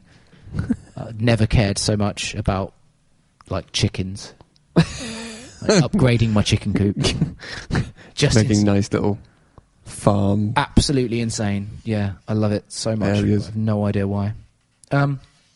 So I don't even know what number item we're on, but the next item of news. A new gameplay video was released for Cyberpunk 2077. Yes. It's almost 50 minutes long. Ish. It was like 48 minutes, I think. Yeah, it's pretty long. And I mean, I'm super interested, but you're super interested in Cyberpunk as well, right? Yeah, I mean, I actually didn't know. Well, I mean, I saw the reveal thing, the gameplay E3. The E3 video. Yeah, it was basically cinematic, right? So, Yeah. and I didn't know what it was, what to expect. And it's kind of an interesting one because it's made by CD Projekt Red, who seemingly have only made so far The Witcher games and The Witcher card game. Yeah, I mean, just a spin-off so obviously if you watch the Gwent. amazing No-Clip documentary, there's quite a good history on like where they came from and stuff. But yeah, because they used to sell. yeah, and they did sort of- support stuff and things like that, I think. But yeah, they're mainly known for the Witcher series. Yeah, so it's interesting seeing them doing a first person, even though it's RPG based, right? But like first person. Yeah, I mean, so I would say that it's interesting because it looks way more Deus Ex than I was expecting. Yeah, it does. So it does. we should point out that the video that they released, CD Projekt were really keen to point out that it was still a work in progress and it wasn't in any way final. Yeah.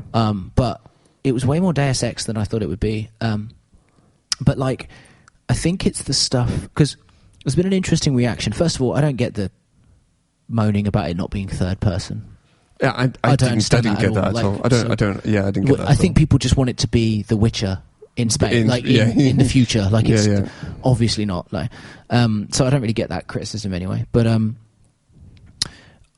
what impressed me was like at first I thought, oh, it looks a bit more generic than I thought it would, and then the closer I look, the granular detail is where it really impresses me. So I think that's where it's going to be impressive. I think it's like everything that's going on and all the other NPCs and that's the city and that's exactly what I thought about the opening city shot when they come out of her sort of apartment building and they're entering into that city area and the narrator's going, oh, this is quite bold statement because he says, this is the most, something along the lines of, this is the most detailed environment in a game ever. I'm not sure. Wow, that's pretty bold. Yeah, I initially I wasn't that impressed, but then on sort of closer inspection, when you kind of look what's going on in that scene, it was pretty impressive. Like everything's, there are a lot of quite unique actions going on. There's a lot of like small details that make it feel really alive. I agree. And given the fact that all of that changes through the day and night system. Yeah. I mean, I didn't see that because they didn't show it at night. I mean, and it's difficult as well because you can't really get too immersed. I mean, they did the right thing, I think, in showing such a long gameplay demo because you get to see a lot of like the different, strings to its bow. But I think that yeah, I think the real immersion will come when we get our hands on it. But I mean, that team is so ambitious. It's crazy. The Witcher 3 is just some of the most ambitious design by a team that size I've ever seen. I think they're awesome. They're insane. Well, I think what I'm most impressed is the fact that it's of a completely different. It's not a completely different genre, but it's certainly a completely different setting. It's science fiction or near future science fiction. It's first person. It's not third person, and it's more GTA and Deus Ex than Witcher. You know? Yeah. So it's that. I think that's the thing that made it look really impressive. When it actually comes out and how it actually looks how it actually feels to play is another story, of course. But yeah, I don't know. It looked pretty solid. I mean, to me, for what they had so far, it was one of those things where I was like, "Oh, I'll watch this out of to keep up to date." But based on the strength of the concept and their previous work, I'm probably going to buy it. Yeah, regardless of the Witcher games, because they've only made the Witcher games. Remember the first Witcher game? Oh yes. It's good, but you can see they've gone from strength to strength, basically. Yeah, in those three, and three has just engine. hit the pinnacle and the peak of their development process, and obviously now they've felt from the success of that. Obviously, the money they got from it, but also just the wealth of experience in developing a big AAA game like that successfully. That they would be able to pull off something like Cyberpunk 2077. And the funny thing is that I didn't realise that. Again, like ignorant of some of these things, is that I always thought of cyberpunk as just a genre. Right? Yeah, I thought it was a term. I had no idea. I didn't even know that it was based on a sort of pen and paper, so tabletop game, role-playing system. Yeah, I had no idea. A guy called Mike Pondsmith, who, if you go to YouTube on the on CD Projekt Red's web channel, they have a small video about Mike and what his vision was for Cyberpunk 2077, and it's really interesting because it's like nothing. Both him and the genre are like nothing you really expect from when you think about tabletop role-playing games. You think about tabletop role-playing games, you think about D&D and sort of classic sort of Tolkien-esque fantasy, and obviously this is sci-fi, and you can tell he has this kind of like passion for this atmosphere of the streets and urban sort of dystopia and dark alleys and neon lit sort of that sort of areas, Blade Runner almost. Yeah, it's almost kind of Blade Runner. But he seems like a super interesting guy. I mean, it seems to me like they're trying to stay very close to his vision. Yeah, as well, which is important. But also trying to put their own sort of spin on it, I guess. But I mean, I'm going to buy it. I don't even. There's a release date for it yet, right? But no, I don't think so. But I mean, just based on the strength of The Witcher 3, just incredible. Yeah. But yeah, yes, the demo is interesting. Check it out. It's quite long though. It's like 48 minutes or something. 48 minutes long. What else we got? Oh, a small announcement for people who care about PS Plus and Games for Gold. PS Plus games and Games for Gold. This won't affect you, Simon, unless you actually turn your PlayStation on.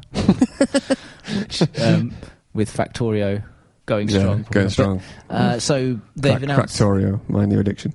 Yeah. They've announced the Games for Gold this month for Xbox Live Gold membership. You get Prison Architect and Live Lock. And I've heard of Prison Architect. That's on PC as well. Yeah, Prison Architect. I've never heard of Live Lock. No, I haven't either. You get that. And Prison Architect's made by Introversion, who did Uplink and Darwinia. Oh, yeah. Okay. Yeah. And then for 360 and Xbox One owners, because of the backwards compatibility, you get the Sega Vintage Collection and Lego Star Wars 3 Clone Wars. And if you're a PS Plus gamer, you get... interesting, this... So, go through the... So for Vita and PS4, you get Foul Play and Sparkle 2 for the Vita owners out there on PS4. For PS3 and PS4, you get Another World Anniversary Edition and Cube Director's Cut. Cube spelled Qube. Yeah. But most interestingly, for PS4 owners, you get God of War 3 remastered and Destiny 2 on PS4, which is obviously Destiny 2's got an expansion. Yeah, I think that's why. In September, I don't know when it's out, early September. But that's obviously why. But yeah, I thought I'd include those anyway for us console gamers. Wait a minute. So you get the? I thought PS Plus was just a one system. There's not an extra, like a premium PS Plus or something like that, no? But it works like Xbox Live Gold now. It used to be on PS3, you could play online for free, and then you could pay for PS Plus, and they introduced the games for PS But these games are only for people who have PS Plus. Yeah, so if you have PS Plus, you have access to these games, you can add them to your library. Yeah. I thought so. And as long as your PS Plus is still active, you can access them whenever. Whereas I think with Xbox Live Gold, once you have them, even if your Xbox Live Gold expires. You can still access them, which is pretty yeah. I think that's Also, as a side note, which I haven't got written down here, but they've added a couple more games to Xbox Live Game Pass. Okay. Which is they've added Quantum Break and a few others. So yeah, sorry, that's terrible. But that was only announced today, I think. So yeah. Anyway, a small bit of news, a small tidbit of news. Cool. But for the final two news stories. No, you've already done one of them.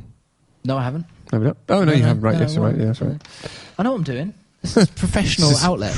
This is podcast one, mate. Don't derail it. Nintendo's Indie Direct. I'll talk about this a little bit. So Nintendo's latest Indie Direct, the Nindies Summer Showcase, had some interesting information for all Switch owners. Basically to pad out their catalogue of Switch games if you need anything else to play on the Switch, because there's loads out already. Basically, they announced a ton of indie games coming to Switch, including Hyper Light Drifter, which comes out on the 6th of September, cool. Bastion, and I think Transistor as well, which Bastion comes out on the 13th of September. I think Bastion comes out the same day. Towerfall on the 27th of September. Wasteland 2... Yeah, which is Director's Cut on the 13th of September. Yeah. So these are all in September. And then, of course, Into the Breach, which was stealth dropped, basically, during the Nindies Summer Showcase. They just said it's available now. So that's out now on Switch. And this is just a small selection. You can go to either Nintendo's blog or, I think, IGN or places like that have great coverage of everything that they were announced. But... first of all, I want to talk to you a little bit about Into the Breach. Yep. Because that's a game you've been trying to get me to buy since it came out. Yes. And I haven't because... You should. because I don't know why I haven't. I think it's because I was adding so many games to my PC back catalogue based on your recommendation. Do you think you're just going to get it on Switch? So I'm thinking about getting on Switch. It's the same price, I think. So for the first time ever, it's the same price on Switch. It's not anymore. So yeah, I want you to talk a little bit about Into the Breach. And also, I want to talk about how interesting it is that so many indie games are coming out on Switch, and also reminisce about a time when indie games were a PC thing and how they've slowly, almost via osmosis, now the indie game is not really a small thing anymore, right? Like, it used to be these small Steam... games available on Steam, and it's become almost like replacing the mid-tier publisher. Yeah, but that kind of stuff we've been happening for a while now. Like, I mean, and also indie games.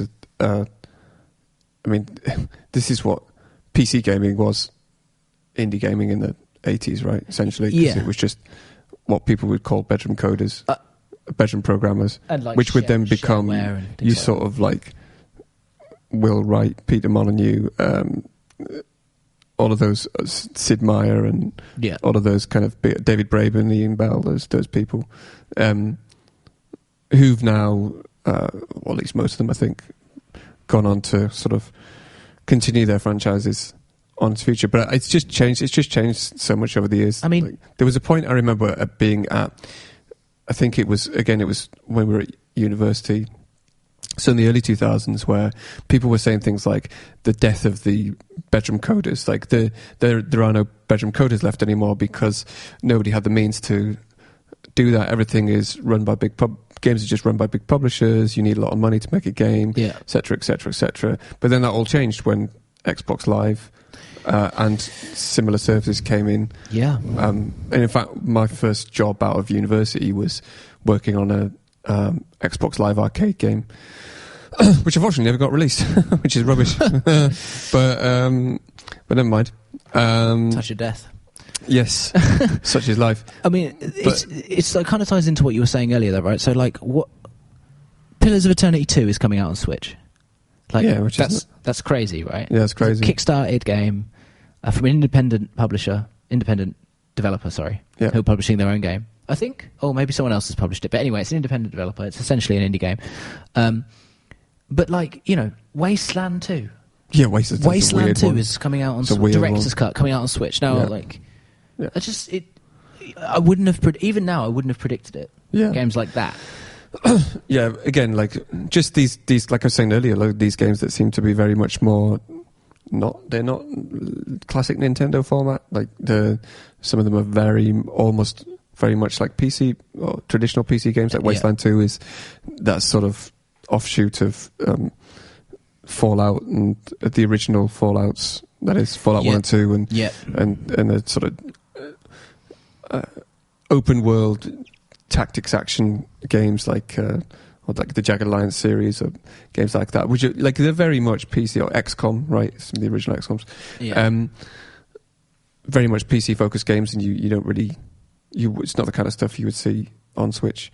But some of that stuff, especially Into the Breach that you mentioned, just fits Switch so well. I mean, it really surprises me that we haven't had... So, little background on Into the Breach, right? It's made by the guys who made FTL.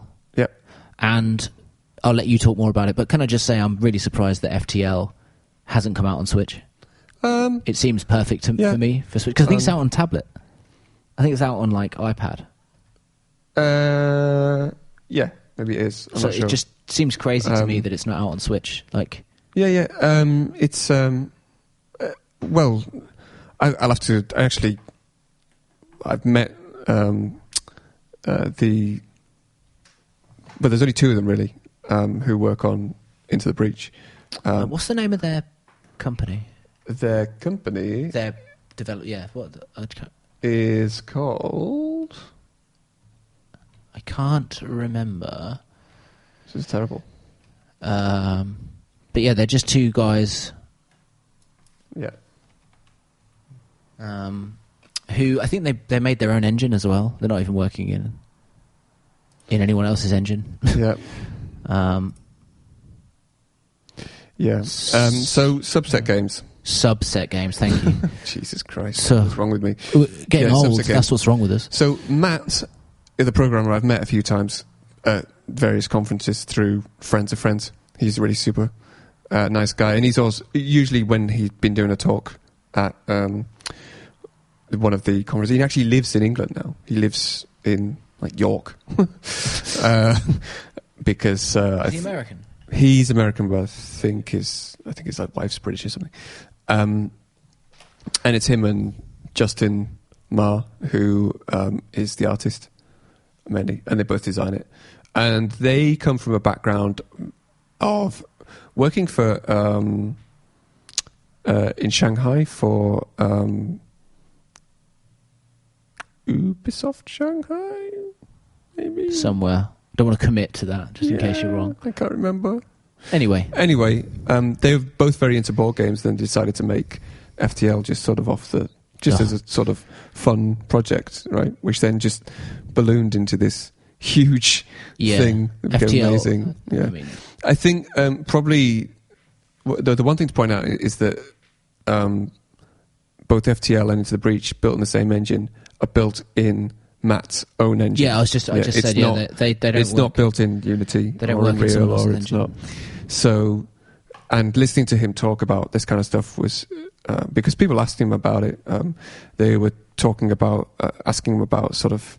I think porting was some of the questions that were asked at things like EGX I've been to, And the advantage of him having his own engine is essentially that he has complete control of his engine. He doesn't have to worry about software updates breaking the game because he is the one who updates it. Right? Yeah. I mean, it's great autonomy. He doesn't have to worry about sort of compatibility. And he's got it essentially future-proofed. But it does mean he has to do all that work himself on the engine. So I imagine that's part of the reason for them not porting as readily to Switch, to Switch and those other platforms. I'm not exactly sure. Well, I mean, I didn't even know Into the Breach was coming to Switch, and then they just were like, and it's out now. So, I mean, God knows how long that's been in the pipeline. Yeah, sort of stealth dropped it. Yeah. Do you want to explain a little bit about what Into the Breach is? Into the Breach is like a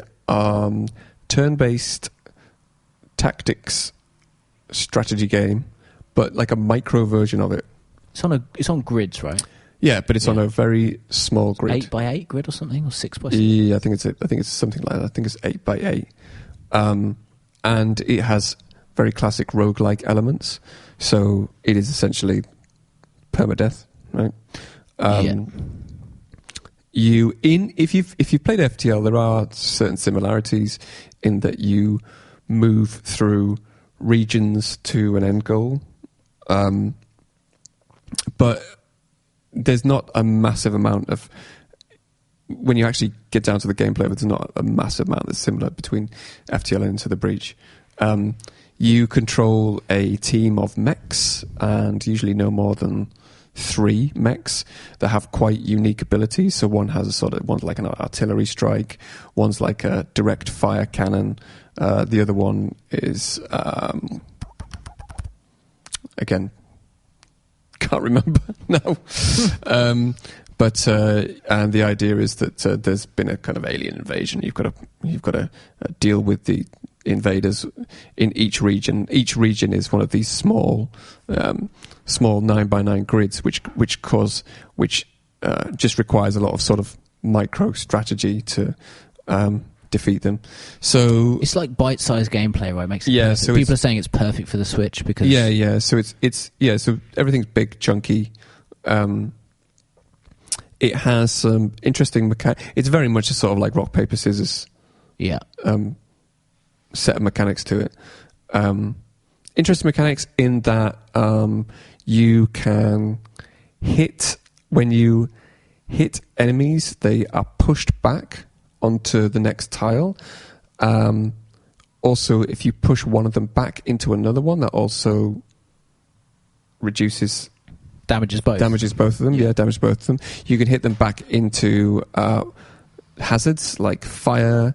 You can create fire by firing at wooded areas. You can shove them into water, for example.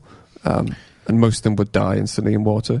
But you can also use this mechanic for your own advantage. So, for example, with the artillery has an area of effect where it hits the first tile, and then it also has a pushback effect on the tile surrounding that tile. So you can actually use it to push your own units out of danger. Right? Yeah. So it's got like a nice pixel art style as well. Yeah. It's and in a kind of classic roguelike fashion, you have upgrades for your mechs. You can buy new mechs. Yeah, there's always a pilot for the mech, and that pilot can die, and that pilot is permanently dead. Yeah, it's the whole permadeath mechanics.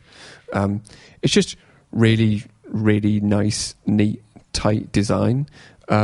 The maps, the regions are actually also procedurally generated to a point, which is something I find, crazy difficult to do if you're trying to design sort of tight experiences that can still always be beaten, but are still procedurally generated. And I think they use, probably similar to something like Spelunky, where they have a template of where they have set tiles that are permanently and everything else is placed, and everything else is sort of procedurally generated around it. The type of tiles they are and those effects that they have on them. So yeah, it's really good. I haven't played it in a while, actually. No, I remember you playing it a lot when it first came out on PC, and I think I'll be picking it up on Switch at some point. But I kind of want to play it again now. Just really want to get back into it again. It has quite a lot of replayability as well. So. Yeah. I just thought it was interesting that Nintendo. I mean, not a lot of PlayStation chat this week. I'm upset about that. That's my area of expertise. But it was interesting. Nintendo, they do these Nindies direct sometimes, and they're doing whole directs now, just dedicated to indie games coming out, and like the Wii U would never have got that kind of support. No, so it's just kind of an interesting time from an analytical perspective. No. I think it's kind of and there's so many of those games that really suit the Switch format really well. Yeah, so it just makes sense. I mean, really. I'm not sure how Wasteland 2 is going to work on the Switch. Yeah, I don't know. Or Pillars of Eternity. I mean, it'll be amazing, but like I imagine it's just using a lot of the pause functions. I guess. I mean, and also, the sleep function on Switch is usually really well implemented. So you can just pick up and go and carry on whenever. Yeah.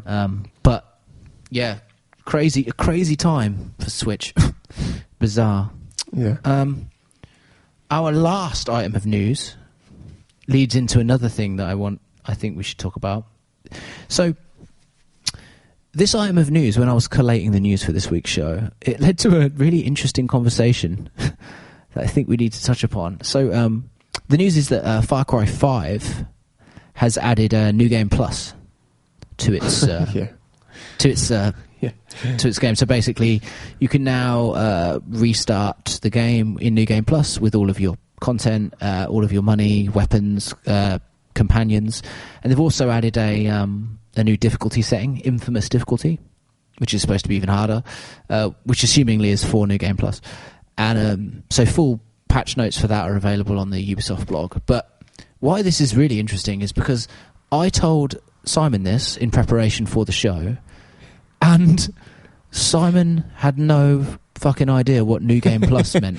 I do, actually. I feel like that this entire podcast has been a lot of me going, I don't know what that is. Yes. So and it doesn't look really that good. He literally was like, you were literally like, New Game Plus. Yeah. Like the words didn't belong together. What is this? So, Newfangled. But then we asked a good developer friend of ours, who's a very, very experienced developer, way more experienced than Simon. Yes, who, he's worked on Black Mesa and loads of other things, and he didn't know what New Game Plus was either. Yeah. And he's a primarily PC gamer, so I think we came to the conclusion this may be a PC gaming thing. It's a console versus PC gamer thing. So, I mean, for people who don't know, a New Game Plus was a term coined by Chrono Trigger. Yeah. The classic JRPG that everyone should play. That's it. That's all. Everyone in the world should 96, play it. Right? And that's out on PC now, and they've fixed it apparently. So when it came out on PC, it had the mobile look about it, like the skin of the mobile version. So people were upset, but apparently Square Enix have gone in and made it basically like the DS and SNES version now. So pick it up on PC. But that's a fucking amazing game. But that was the first game to coin the phrase, even though other games had the ideas implemented before. But New Game Plus, which is essentially just, for those who don't know, it's you can restart the game and carry over most of your progress or elements of your progress. So Resident Evil does it a lot. A lot of Capcom and Konami games do it. And it's interesting because a lot of games have been adding it recently. Dishonored 2 added it. Final Fantasy 15 added it. The thing is that they don't call it New Game Plus. Well, they have. Yeah, they have. But not in Dishonored, though. Yeah. What? Dishonored 2, yeah. They've added New Game Plus, and it's called New Game Plus. It's called New Game Plus? Yeah. In Dishonored 2? Yeah. Wow. Okay. Yeah. Holy shit. This is what I mean. Like, it's interesting because, like, the concept wasn't completely lost on you, but the term, and I don't want to get too caught up in the concept. I mean, the concept has been in stuff for years. But yeah, it's interesting, I think, to note that there are now terms and terminologies that really have been born out of console or PC gaming. Yeah. Because the main reason you don't know what this is because you're a PC gamer. Yeah. And it's interesting that they're adding it to new games as well. Yeah, there's probably a lot of stuff like. The thing is, it's not so much now because, like part of what we've been talking about this whole podcast about things becoming more and ever more multi-format, multi-genre. Terms like AFK, right? That you would use in MMOs, right? Like World of Warcraft when it came out in 2005, and you could even do the /AFK. We're not even command, right? Like people say that not even out of keyboard. Now, like console gaming, that's ubiquitous term across all types of gaming. But yeah, I just want to know what your thoughts are on New Game Plus as well, because it feels like a really console gamey thing for me. To have this like system where you're constantly playing in repetition. No. It's not. But like obviously the term is appropriate. The term is something I haven't heard before. But I'm interested in the history of New Game Plus in PC gaming, because I don't know I don't know. Well, I suppose it depends how tight your definition of it is. Well, I guess the roguelike genre is basically New Game Plus. Yeah. Now is a game mode, right? As a game type. Yeah. Because you can think of the much more open-ended PC games but that's not really what New Game Plus is, right? It's about replayability after things have changed.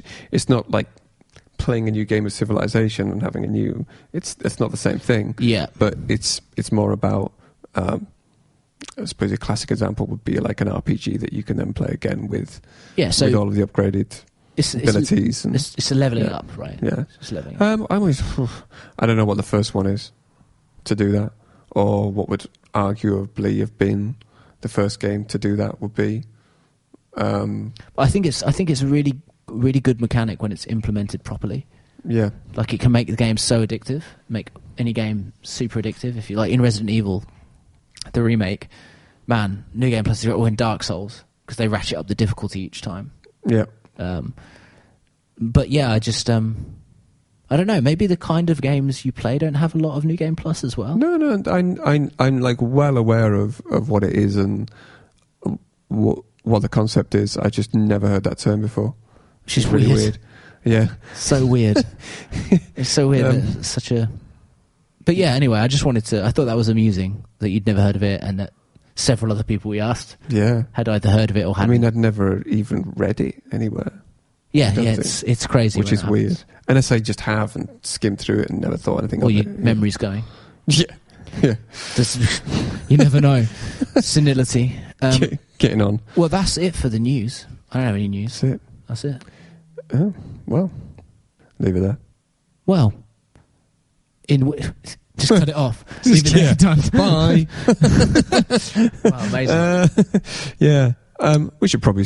I think we're going to stop here. Yeah. Well, if anyone's listening, thanks. I don't even know. To the first podcast. To this is proper rough, isn't it? This is terrible. Yeah, apologies in advance for any. Oh, I don't even know what this is going to sound like. I've got no fucking idea. Like, what if we've just been recording one of us? It's completely fucked. Like, it's just a crazy person talking to themselves. It could be. We don't even notice we upload it. It's just fucking one person chatting shit. But yeah, the format and the topics and stuff will, I'm sure, evolve. We're going to try and do this twice a month at least. At the moment, yeah. And then maybe scale it up after that, and also maybe add some other podcasts and video reviews and anything else. I am on holiday soon. Yes, so Simon's decided to go on holiday straight after us launching. Thanks, man. Yes. Feel free, if you haven't heard this podcast on YouTube, then we will be on YouTube, and there will be appropriate game footage to accompany our dulcet tones. I hope so. At least something to look at. Yeah. So yeah, we're hopefully hitting YouTube, and I don't know about maybe we're going to try and get on iOS and SoundCloud and things like that. But we're still kind of looking into the logistics. Yep. But yeah, we should be on everything. If you want to follow us on Twitter, we are at Black Spine Media. And we have a website at blackspinemedia.com. Indeed. And also feel free to follow and like and subscribe and whatever the fuck it is you do on YouTube. I feel kind of corny just saying it. No, it really does terrible. help. And it really does help us out. And also feel free to comment. Nothing mean. Just good things. That's please. a mistake. Yeah. No, but I mean, feel free to praise us. Any feedback, any questions, anything you want Simon to tell you he doesn't know about. Yeah.